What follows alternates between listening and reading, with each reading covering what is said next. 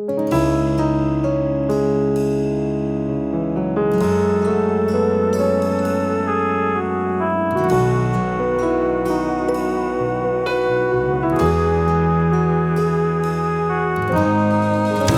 pa tu tu khal bang akaven tu asi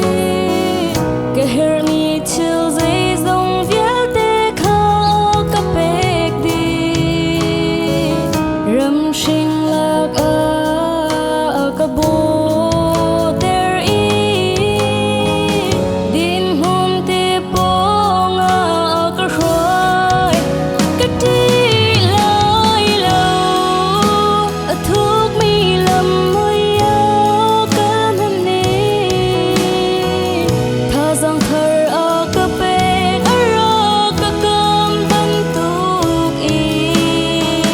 Amani lam achun boy pani a ka hrui kau a thiam chul le ten bo ni kan na an ka ngam te mi sul do tu boy pa ka thang thak na karal na mai ka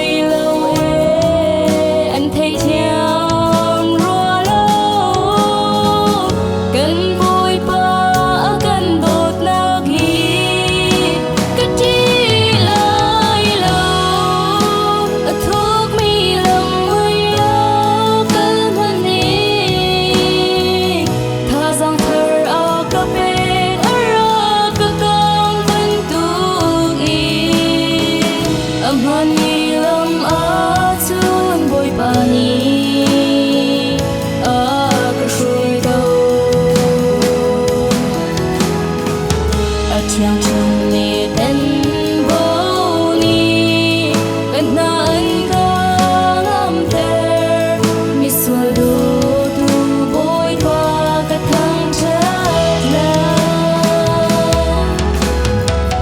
a thiam